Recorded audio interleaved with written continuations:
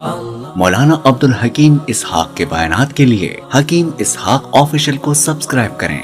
مولانا عبدالحکیم اسحاق۔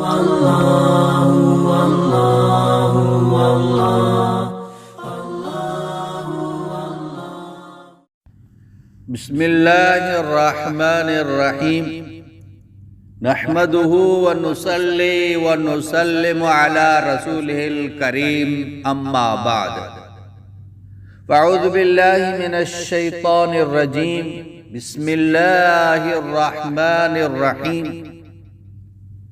آج یہ وظیفہ جو آپ حضرات کے سامنے پیش کر رہا ہوں، اکثر لوگ پوچھتے ہیں کہ میں ایئرپورٹ جا رہا ہوں، پولیس والوں سے، اگریمیشن والوں سے مجھے ڈر لگتا ہے، یا کسی حاکم کے پاس یا کسی بڑے آدمی کے پاس میں جا رہا ہوں، مجھے اس سے ڈر لگتا ہے، گھبراہٹ ہے، یا کوئی دشمن ہے، مجھے ڈر لگتا ہے کہ میں یہاں جا رہا ہوں، اس راستے میں میرا دشمن نہ آئے، مجھے نقصان نہ پہنچائے، یا اس راستے میں جا رہا ہوں کوئی کتا ہے یا کوئی اور موذی جانور ہے، سانپ ہیں، بچھو ہیں، تو ان چیزوں سے میری حفاظت ہو جائے۔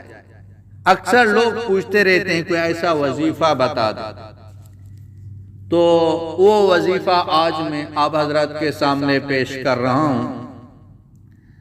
آپ اگر ایئرپورٹ جا رہے ہیں، ایئرپورٹ جانے سے پہلے اس کو پڑھ کے، یا اگر وہ موذی جانور آپ کے سامنے آ رہا ہے، دشمن آ رہا ہے، پولیس والا ہے، کوئی بھی آپ کے سامنے آ رہا ہے، تو یہ آیت پڑھ کے اس کا تصور کر کے اس کو پھونک ماریں۔ انشاءاللہ ان کی آنکھیں کھلی رہیں گی، لیکن آپ کو وہ آنکھیں نہیں دیکھیں گی۔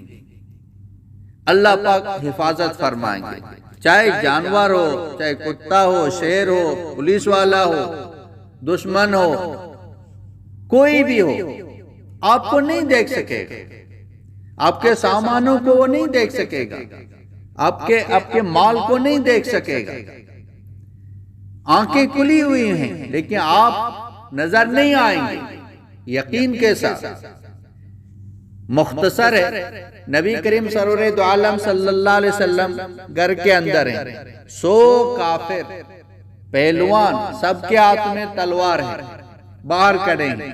اللہ کے نبی کو حکم ہوا کہ نکل جاؤ، آپ نکل گئے، یہی آیات پڑھ کے پھونک مار دی تو ان کی آنکھیں کھلی ہوئی تھی، نبی پاک صلی اللہ علیہ وسلم کے سامنے سے تشریف لے گئے، کسی نے بھی نہیں دیکھا، مٹھی اٹھا کے ان کے سروں میں ڈال دیا، سر کو جاڑ رہی، مٹھی نکل رہی ہے، تو وہ تو نکل گئی۔